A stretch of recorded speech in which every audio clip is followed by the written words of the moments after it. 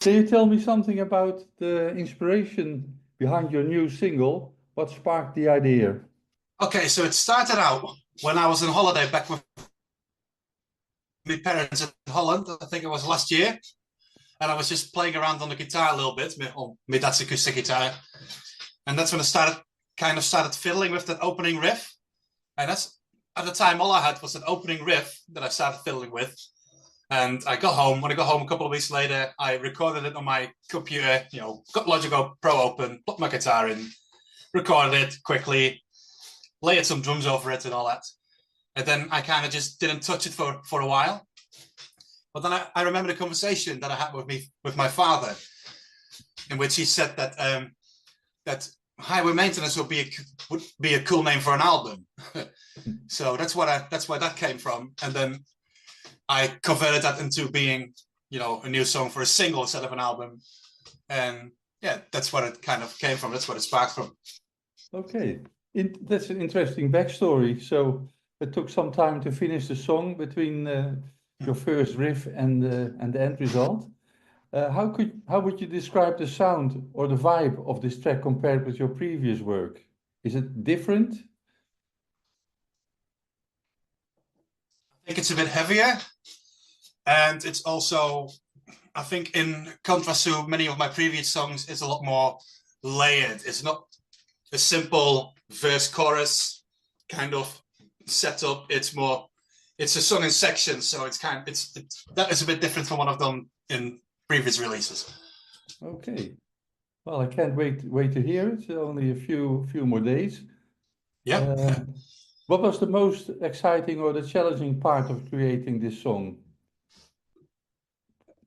The lyrics, the lyrics and the vocals, but especially writing the lyrics and figuring out what I wanted to do with the song.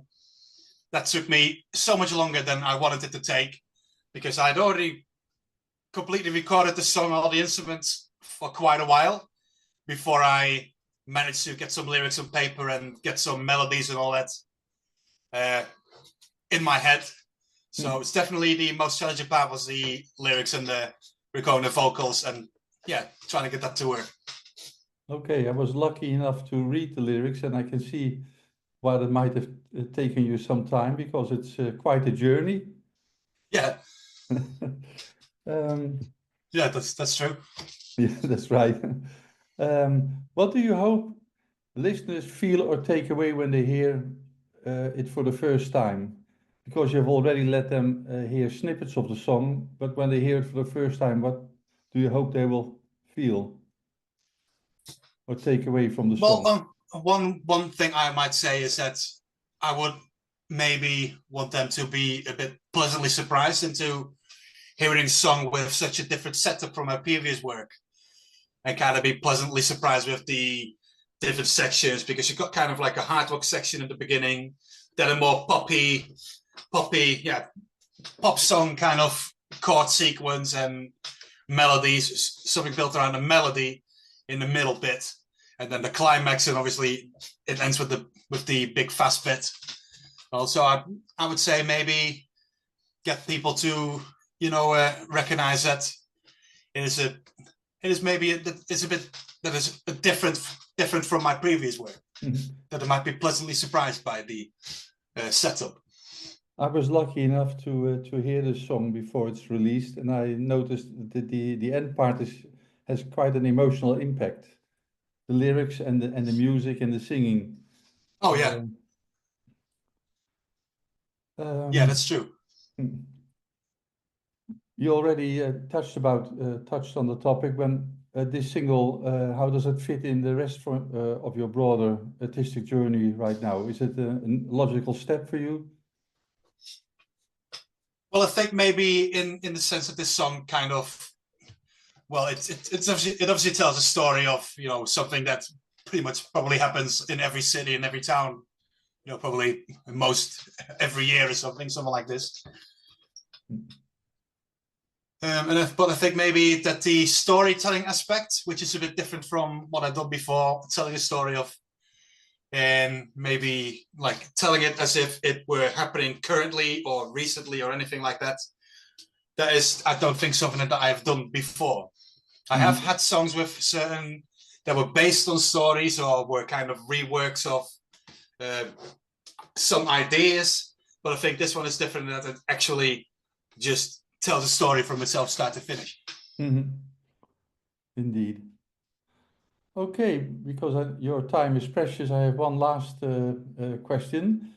Are there any fun behind the scenes stories from the recording process? Did you encounter fiascos or an unexpected twist in the producing of the song?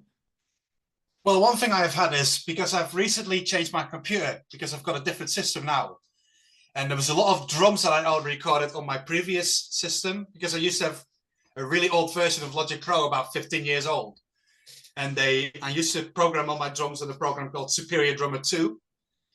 And I used to have one set of drums that I called my Julience Plus that I was completely happy with the sound and how everything sounded. And also I knew exactly which notes to play in my keyboard would, give what cymbals and what kind of parts of the drum they would play. So then when I had to change, because when I got the new Logic, I wouldn't support the old one. I had to upgrade to Superior Drummer 3. And so all the configurations of the drums that were from the previous ones were completely wrong. So you'd have bass drums where the snare drums used to be and right cymbals where the hi-hats used to be. And it took me forever to actually find the preset of that new drum thing that I liked the sound of.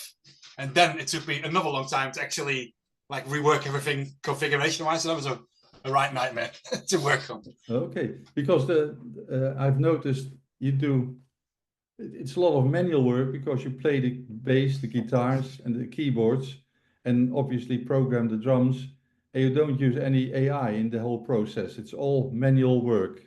Yeah, so I configure the drums for every single song I do, literally note by note, bar by bar. I might copy and paste some, I've got some drum rhythm that goes in one verse, for example, and then it plays the same in the second verse. But I always make little variations in maybe the fills and maybe where the cymbals are, or make little, stop start beats in it and all that. So, and I do everything drum wise, note for note, and pretty much bar by bar. So it's painstaking process. Okay, but so you obviously probably start with the bass and the drums before you start overdubbing it with guitar and yeah, that's true. Normally, I might have an idea of a guitar riff or like a chord sequence or maybe some sort of melody that I have, and I'll record it. But then I do not just record that and then put drums and bass underneath it. I will just open a new project and then start writing the drums out and the bass parts and then recording the guitar over it. Yeah, okay. Correct. Oh, it's interesting. Well, I hope you have gotten the knack of the new of Logic Pro and all the drum kits.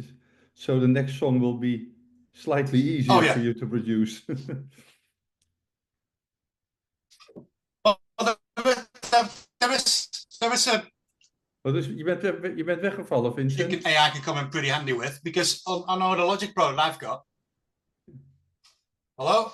Ja, je moet even overnieuw beginnen, want het geluid was weggevallen. Hoor je mij? Ja, nu wel. Okay. Well, I suppose there are some helpful things about AI that you can use, because, for example, I don't think it's AI necessarily, but on the new Logic, you've got these kind of drum beats you can put in that are kind of pre-recorded. I don't use them, but sometimes if you just want to record a guitar riff, you just need a quick drum rhythm to go under it. You can sometimes use one of them presets in it. Or you can also suppose get AI to say, well, just record me a song drum track that I can use to just quickly record some guitars over. And not that you would use it, but sometimes there's things that you go, hey, I like the actual rhythm of the thing, and then you will rework that yourself based on that rhythm.